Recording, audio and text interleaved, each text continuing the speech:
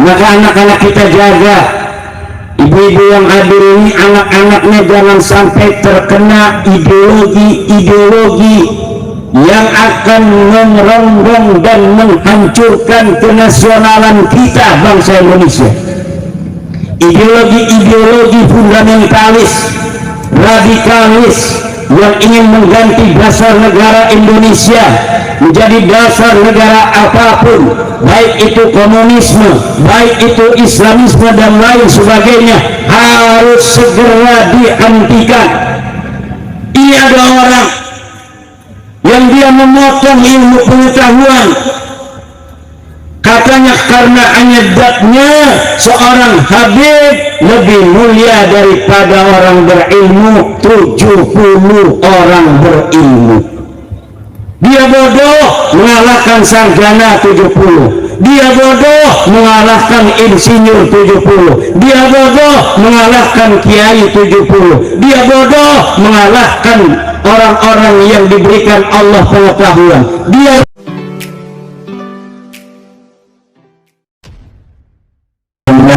mudah-mudahan diberkahi Allah Subhanahu wa ta'ala.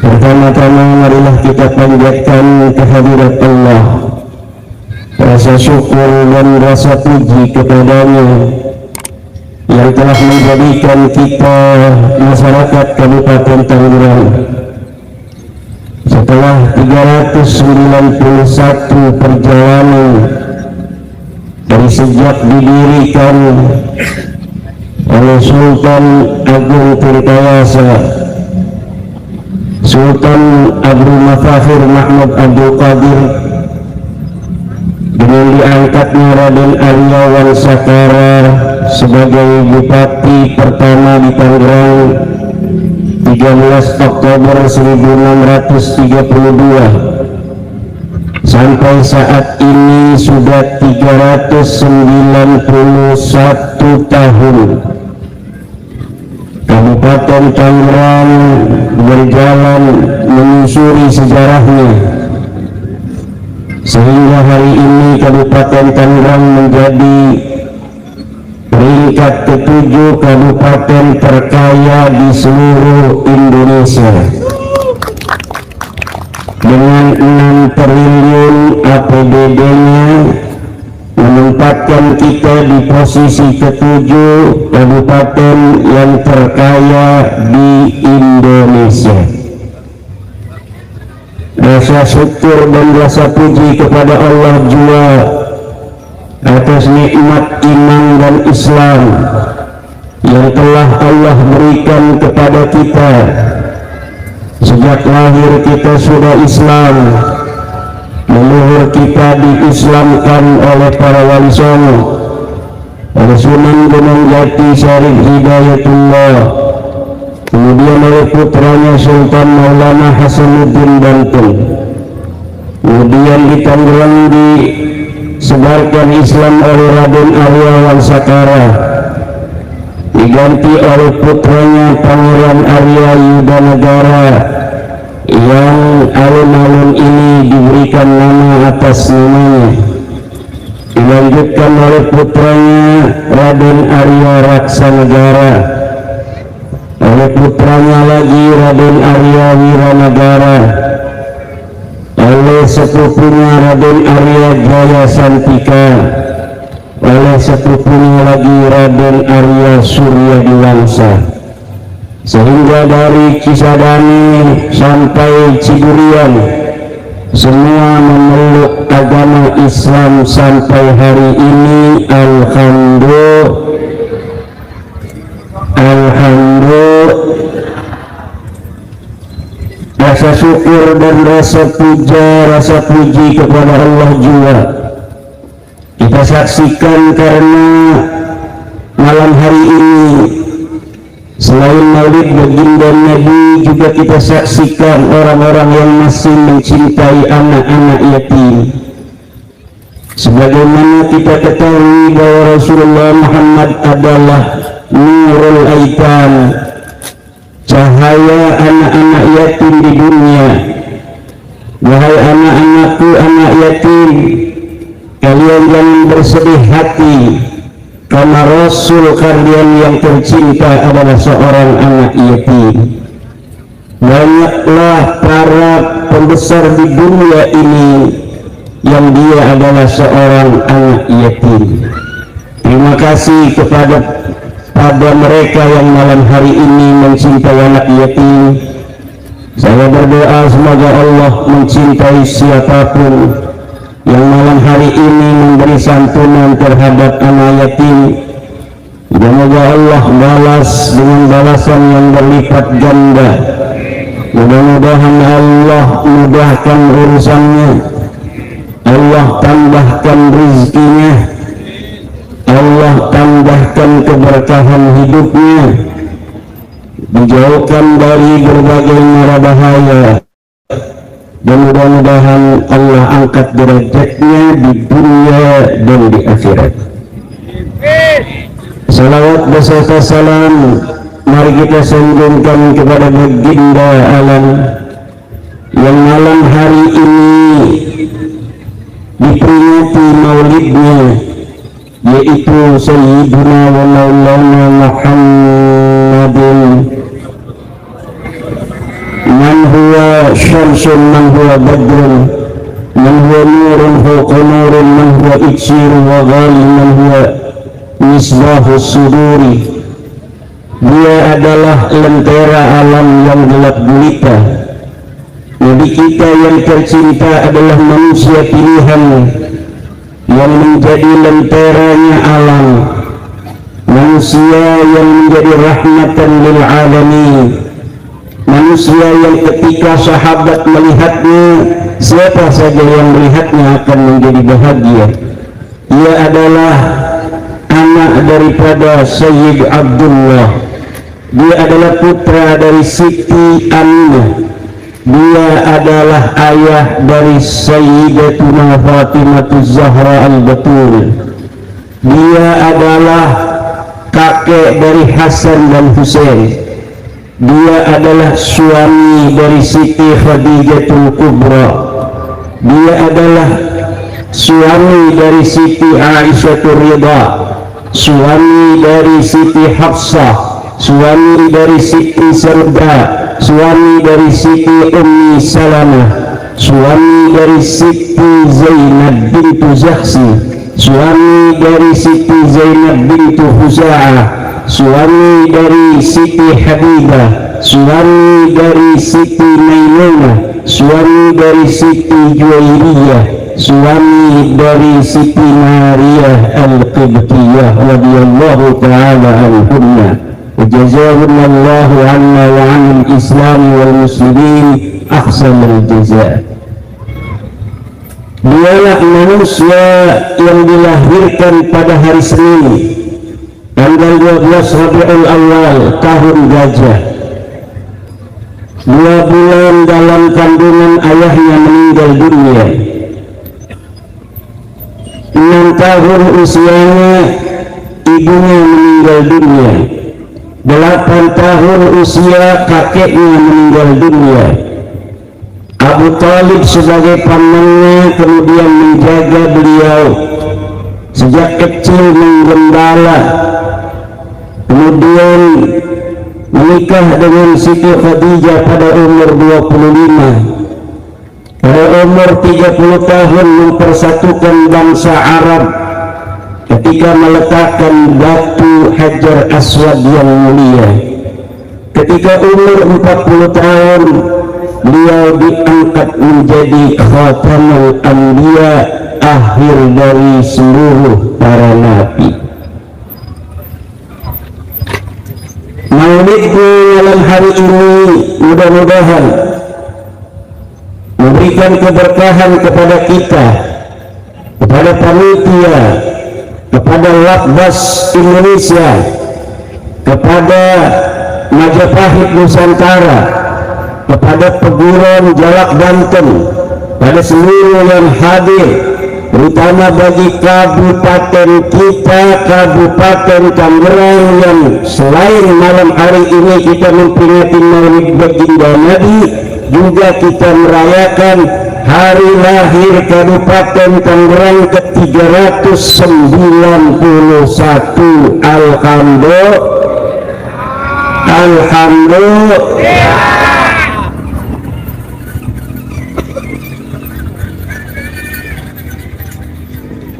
Hari ini kita bahagia, tapi saudara-saudara kita di Palestina malam hari ini menderita. Kita bisa berdagang dengan nyaman, kita bisa duduk dengan tenang, petani-petani di sawah bisa membajak sawah,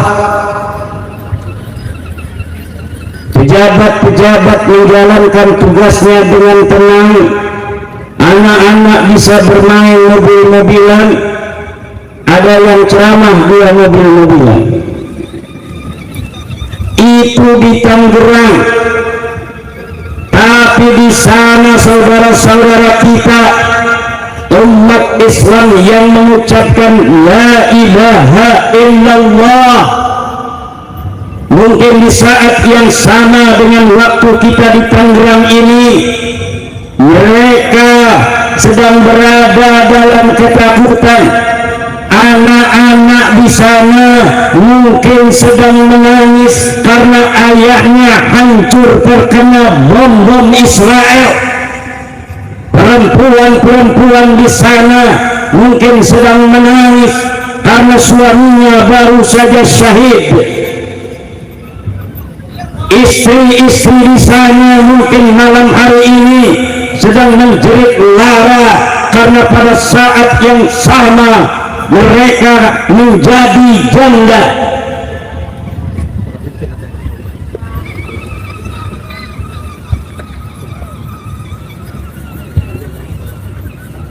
Kenapa itu bisa terjadi? Jangan sampai apa yang terjadi di Palestina sampai terjadi di bangsa kita. Jangan sampai apa yang dialami oleh anak-anak Palestina dialami oleh anak-anak kita. Jangan sampai jeritan lara janda-janda di sana nasibnya akan dialami oleh perempuan-perempuan Indonesia. Jangan sampai tangisan anak-anak di sana karena ayahnya menjadi syahid, ayahnya hancur, akan terjadi di bumi kita, bumi Pancasila, Negara Kesatuan Republik Indonesia. Ini tugas kita semua. Ini tugas dari Lakbas Indonesia. Ini tugas dari Majapahit Nusantara. Ini tugas dari Perguruan Jalak Banten. Ngasih duit anak yatim kecil hanya bisa begini-begini, kita nyaman gak ada bom.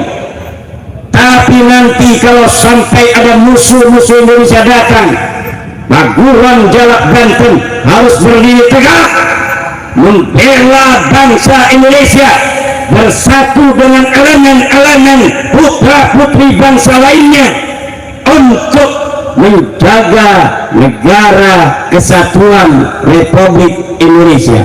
Siap Jalak Banten? Siap Jalak Banten? Siap! Bagaimana supaya apa yang terjadi di negara Palestina tidak terjadi di negeri kita? Tidak ada lain adalah jangan beri kesempatan kepada musuh-musuh Indonesia untuk bisa mengajarkan ajaran-ajaran yang merongrong Pancasila, ajaran-ajaran yang merongrong kebinekaan kita, ajaran-ajaran yang merongrong Undang-Undang Dasar 45. Siapa saja yang ingin merongrong, merubah dasar negara kita Pancasila, kita harus lawan. segala bentuk upaya bagaimana negara baldatun thayyibatun walabun ghafur ini dari 1000 lebih suku bangsa bersatu di bawah bendera burung Garuda merah putih Pancasila, Undang-Undang Dasar 1945, jangan sampai dicerai-beraikan oleh ideologi-ideologi yang bertentangan dengan apa yang telah disepakati oleh nenek moyang kita bangsa Indonesia tahun 45. Upaya-upaya itu sudah dicoba oleh musuh-musuh NKRI.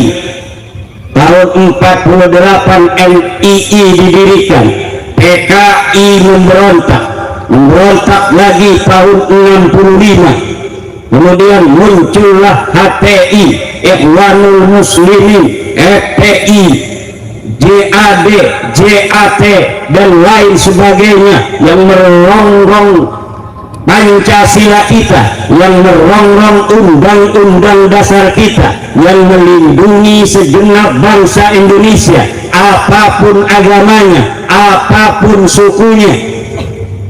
Inilah Indonesia, negeri penuh kebinekaan, suku bangsa yang bermacam-macam.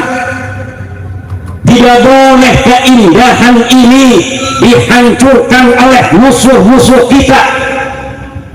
Kita dibatasi oleh lautan, dipisahkan oleh samudra, tapi kita disatukan dengan Pancasila, kita disatukan dengan Bhinneka Tunggal Ika, kita disatukan dengan Undang-Undang 45.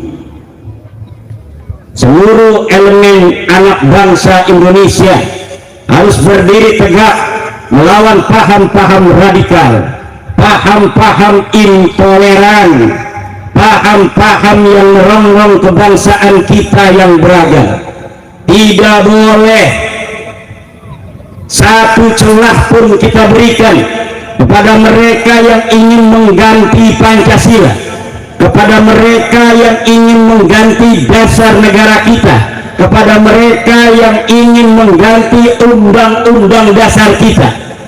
Kita harus berdiri tegak melawan semua itu dengan tetap berkeyakinan bahwa ijtihad orang-orang tua kita dulu ketika merdeka dengan membentuk negara seperti sekarang ini adalah model yang terbaik yang harus kita jaga selama-lamanya.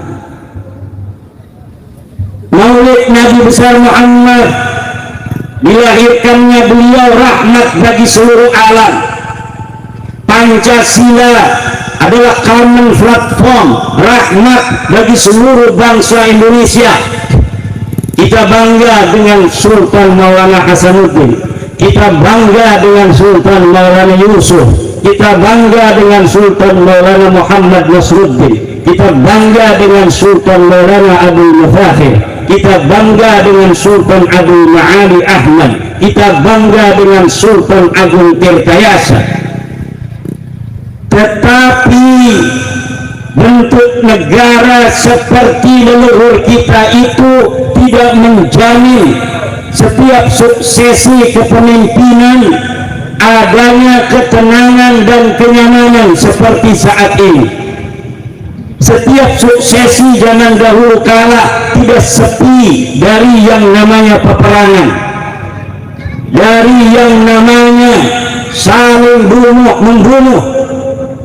Maka ketika sekarang bangsa Indonesia yang begitu besar, 270 juta jiwa bangsa Indonesia dengan 17.000 pulau kecil-kecil, beberapa pulau besar yang dipisahkan oleh lautan, dengan bahasa yang berbeda-beda, adat istiadat yang bermacam-macam, tapi kita bersatu dalam Indonesia. Ini adalah rahmat yang tiada tara bagi kita bangsa Indo.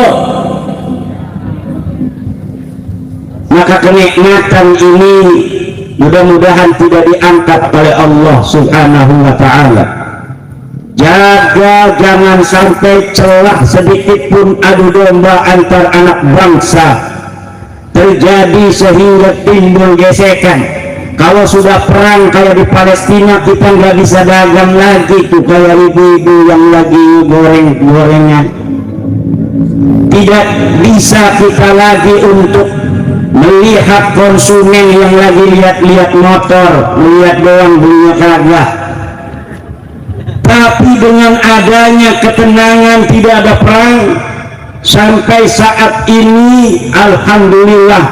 Memang kita beberapa ada kejadian usaha-usaha sedikit peperangan, tetapi semua itu dapat dilewati oleh bangsa Indonesia sampai saat ini. Begitu panasnya politik di Indonesia, bagaimana cara memilih calon presiden, wakilnya dihitung mana yang kira-kira elektabilitasnya tinggi, paling begitu doang, betul tidak? Tidak ada gesekan-gesekan fisik, diatur oleh KPU harus begini, kampanye harus begini, yang pejabat harus cuti dulu dan lain sebagainya, sehingga pemilihan pemimpin di negara kita berlangsung setiap tahunnya aman dan tentram. Ini adalah keindahan. Makanya adanya HP, adanya televisi, jangan hanya untuk lihat orang menyanyi, tapi lihat berita dunia. Bandingkan ibu-ibu, kenikmatan kita bangsa Indonesia hari ini dibandingkan dengan saudara-saudara kita di Palestina, saudara-saudara kita di Irak. Harus banyak kita melihat, sehingga dengan kita banyak melihat negara orang yang kacau, bom di mana-mana. Satu hari bisa 5.000 bom datang, entah rumah siapa yang akan hancur, entah anak siapa yang akan mati, entah istri siapa yang akan gugur, entah suami siapa yang akan hancur. Tidak ada yang pernah tahu. Katanya Israel begitu kuat dengan Iron Dome, tetapi ternyata Hamas bisa juga menembus Iron Dome Israel, sehingga rudal-rudal Hamas itu bisa sampai ke rumah-rumah orang Israel. Orang Israel setelah dia dibom, kemudian dia balas mengebom warga-warga Israel, warga-warga Palestina di Hamas, di Gaza. Kita minta kepada Allah, ya Rabbi, semoga saudara-saudara kita yang sedang berperang menghentikan peperangan dan mencari satu format win-win solution yang dapat menguntungkan semuanya. Saya kira kalau semua harus diakhiri dengan peperangan, buktinya sudah hampir 100 tahun perang tidak pernah usai, kemerdekaan belum pernah didapat. Coba cari format yang lain. Makanya Indonesia selalu bersama Palestina di dalam bagaimana mengupayakan negeri Palestina bisa merdeka, rakyat Palestina bisa bebas dari penjajahan, tetapi mencari cara dan format yang sedikit memakan korban. Kalau misalnya sekarang Gaza, Hamas di sana dikelilingi oleh orang-orang Israel di seluruh penjuru kotanya, kemudian mereka menyerang orang-orang Israel. Di situ ada perempuan, di situ ada anak-anak, di situ ada orang-orang jompo. Ketika tentara-tentara Hamas menyerang Israel, Israel mengirim satu rudal ke Gaza, mati banyak anak-anak, mati banyak ibu-ibu, orang-orang jompo dan lain sebagainya. Makanya sejak dulu PBNU mengusahakan bersama Palestina mencari format, mencari cara bagaimana Palestina bisa merdeka tanpa memakan korban. Dan sampai saat ini belum berhasil usaha bangsa Indonesia, pemerintah Indonesia, PBNU dengan diplomatik non pemerintah tetapi kita terus mengusahakan bagaimana bangsa Indonesia senantiasa bersama Palestina dalam doa. Kita bersedih, kita menangis, hanya bisa bersedih dan bisa menangis. Sekarang kita bisa menangis negara orang sedang berperang karena banyak orang memakan korban. Jangan sampai nanti kita ditangisi karena bangsa kita sedang dilanda peperangan dan banyak yang mati di antara kita. Kita sekarang kunut nazilah. Jangan sampai Indonesia dikunut nazilahi oleh bangsa lain, oleh saudara-saudara kita karena kasihan dengan keadaan kita, sementara mereka tidak bisa membantu kita kemarin. Paling kita sekarang ini bisa menyumbangkan sedikit harta, mengirimkan supermi, mengirimkan selimut, mengirimkan makanan dan lain sebagainya. Tetapi kita untuk berperang ada undang-undang internasional, ada peraturan-peraturan dunia di mana kita tidak boleh ikut campur terhadap apa yang terjadi di negara lain. Apalagi yang dihadapi Allah adalah negara-negara besar seperti Amerika, negara-negara besar seperti Rusia. Mereka punya kekuatan senjata yang luar biasa, sementara kekuatan negara-negara Islam di bidang senjata belum menyamai mereka. Saya teringat sejak waktu kecil lagu bom nuklir diledakkan. Perdamaian, kita menginginkan perdamaian, tapi kita senantiasa memproduksi daripada senjata-senjata pemusnah massal.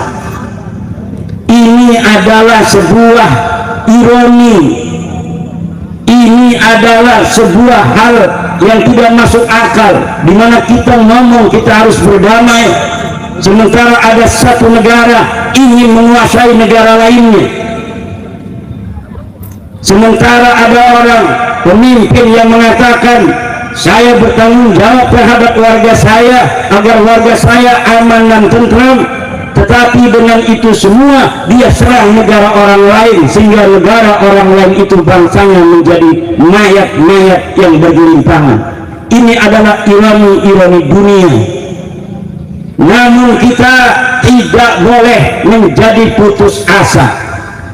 Takdir memang itu sudah ditentukan, adaptasi dengan segala takdir memang harus, tetapi saudara-saudara, upaya-upaya yang maksimal sebelum apa yang terjadi di negara orang lain itu terjadi di negara kita harus dilakukan secara preventif. Setiap celah yang akan mengarah kepada perpecahan, yang akan mengarah terhadap adu domba antar anak bangsa harus langsung dihentikan.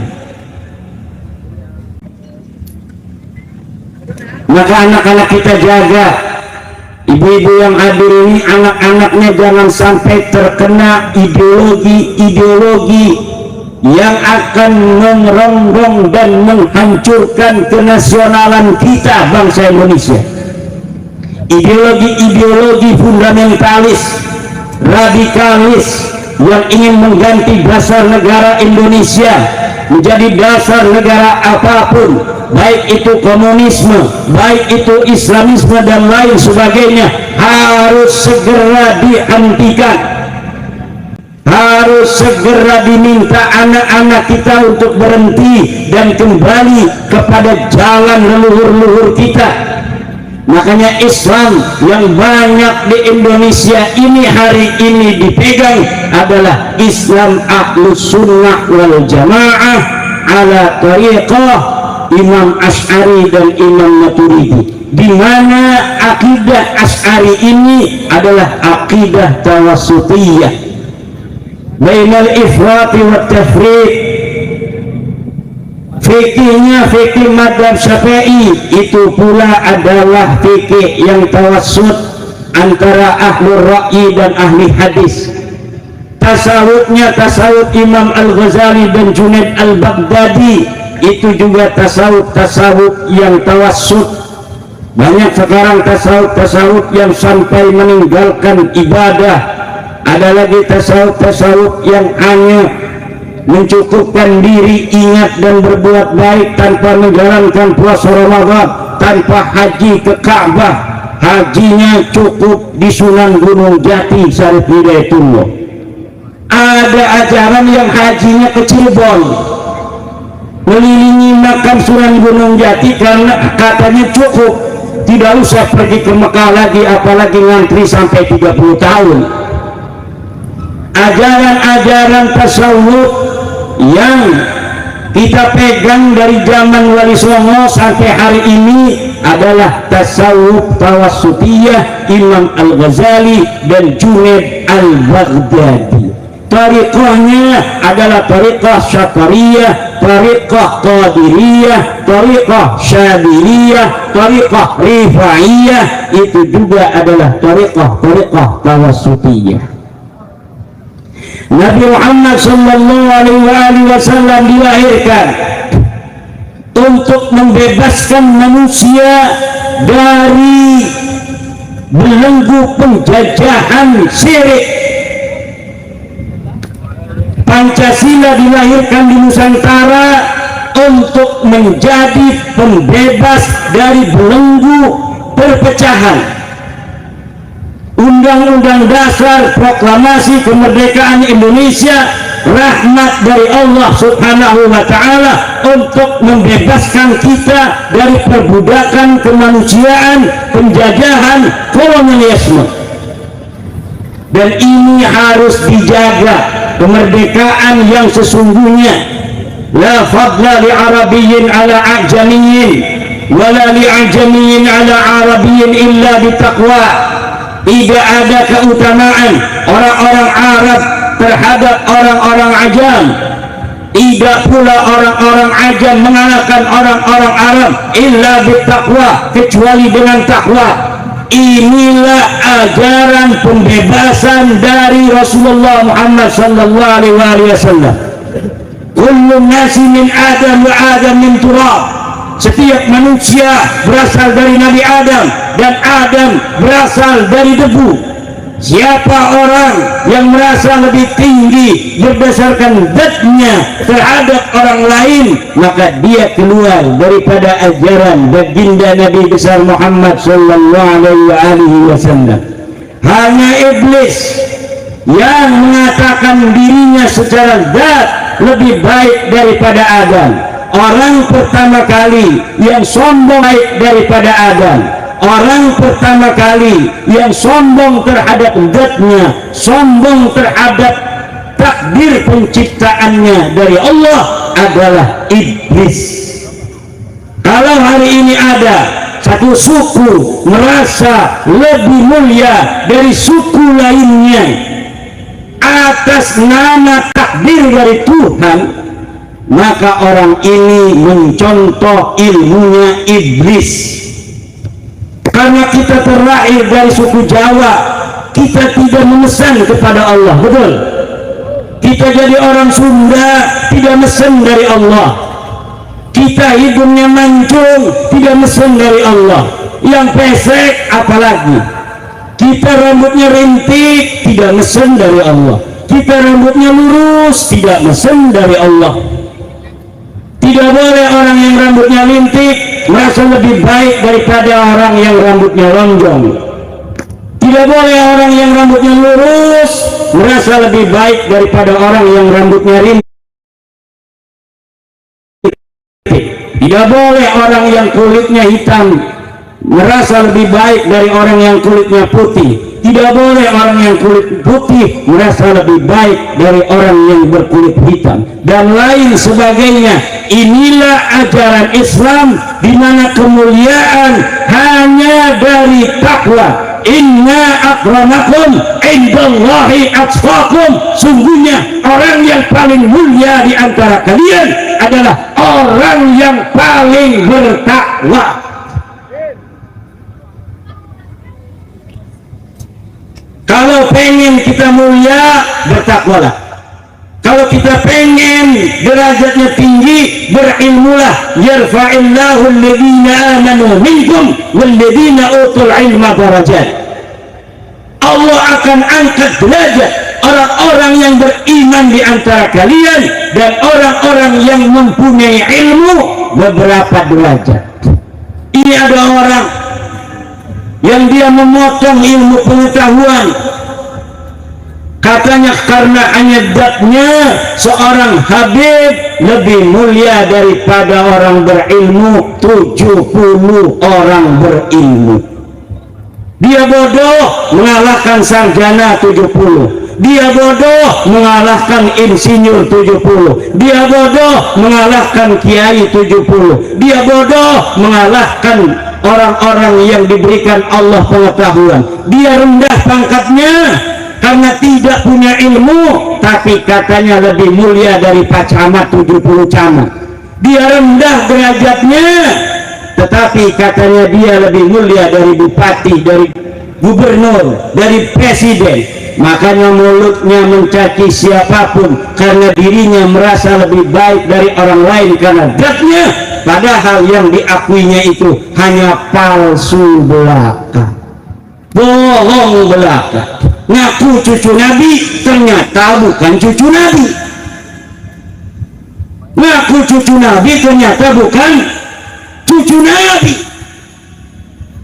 Cucu Nabi bisa dideteksi betul atau tidak dia itu cucu Nabi dengan dua hal.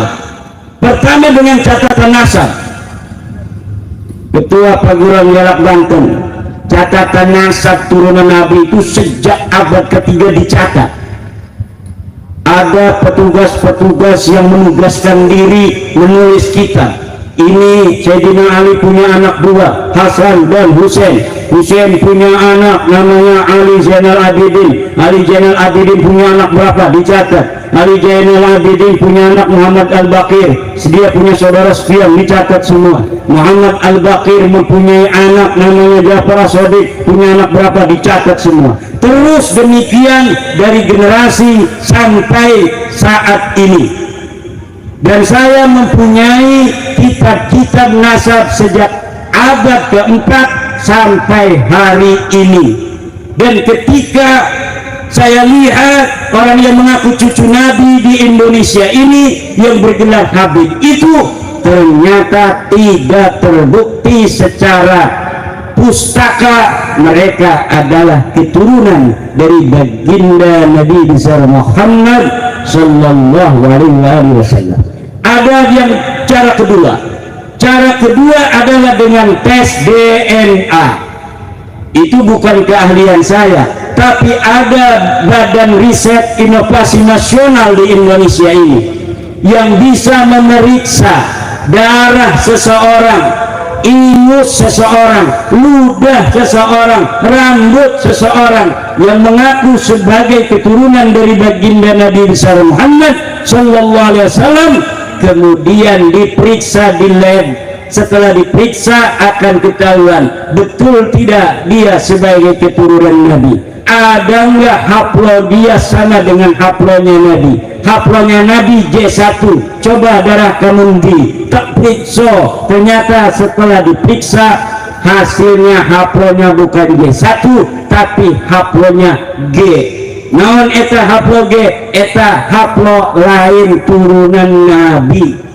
Jangankan turunan Nabi, turunan orang Arab aja bukan. Kata Profesor Kain dari Badan Riset Inovasi Nasional, jangankan orang Arab, orang Sumeria saja bukan.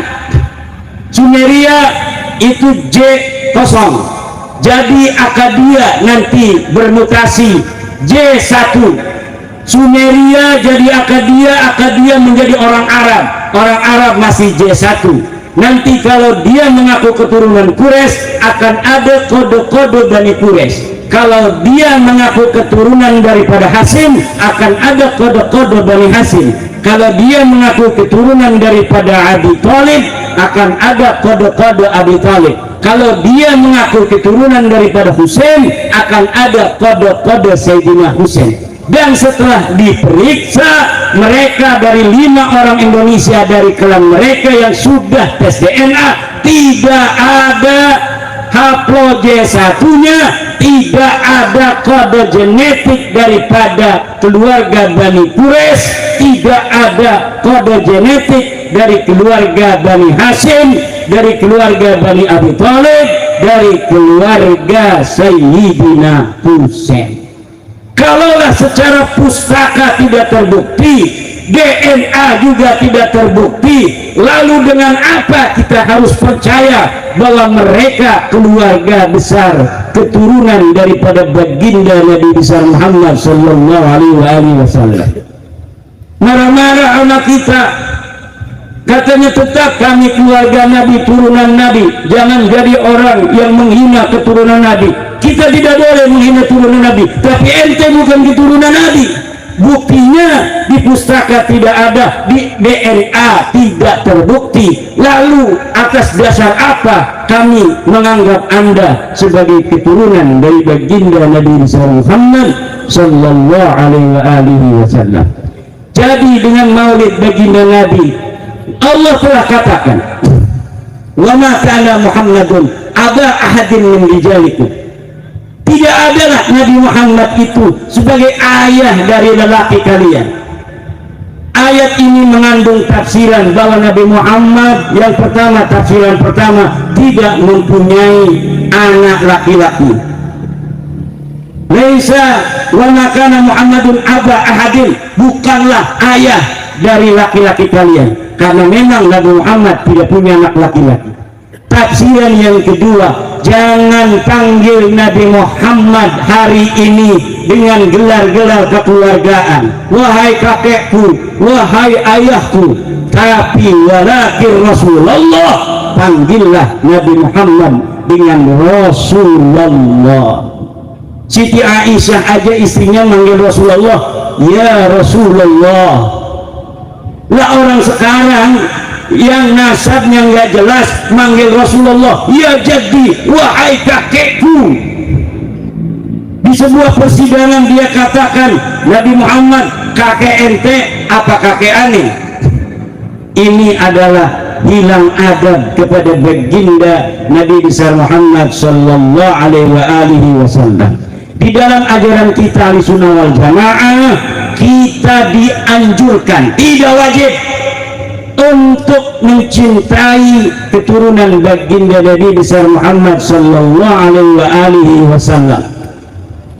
Tetapi keturunan Nabi yang asli, keturunan Nabi yang telah terbukti secara catatan dan terbukti secara ilmu pengetahuan biologi.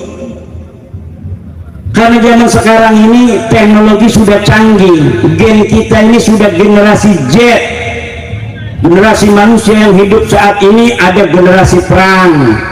Generasi perang dia yang lahir sebelum 45. Ada yang generasi depresi, yaitu orang yang pada saat dia berperang, yang lain berperang, dia nggak mau perang. Dia lahir di masa perang, orang lain perang mau berjuang, dia nggak mau perang. Itu generasi depresi. Setelah generasi depresi, ada generasi baby boomer, yaitu mereka yang lahir 46 sampai 64. Tahun 65 selanjutnya itu disebut generasi X. Saya ini generasi X, lahir tahun 76. Dari orang yang lahir 64 sampai 80 itu generasi X. Dari generasi X akan muncul generasi Y, yaitu milenial. Setelah generasi milenial, sekarang ini generasi Z, mereka yang lahir dari tahun 97 sampai 2012. Anak-anak kita yang masih 10 tahun disebut generasi Alpha. Generasi Z itu 27% di Indonesia. Makanya para capres-capres ini sibuk bagaimana bisa untuk mengajak generasi Z memilih dirinya. Dia berkampanye kepada generasi milenial dan generasi Z. Ciri-ciri utamanya generasi milenial dan generasi Z adalah orang yang sangat akrab dengan teknologi. Kalau misalnya anak-anak Gen Z dan Gen Alpha ini adalah orang-orang yang akrab dengan teknologi, lalu ada orang yang tidak percaya pada teknologi. Tes DNA mereka tidak percaya, katanya itu tidak terbukti, maka itu generasi, mungkin generasi perang atau generasi depresi. Maka oleh karena itu yang paling harus kita jadikan patokan dalam hidup ini adalah takwa kepada Allah Subhanahu dan ilmu pengetahuan. Jangan lawan ilmu pengetahuan. Orang yang melawan ilmu pengetahuan akan tergerus oleh zaman. Dia akan dianggap manusia purba, manusia yang ketinggalan zaman, manusia yang tidak mempunyai masa depan. Manusia yang melawan teknologi hari ini adalah manusia yang akan ditinggalkan kehidupan. Wallahu huwal muwaffiqu ila aqwamit thoriq. Wassalamualaikum warahmatullahi wabarakatuh.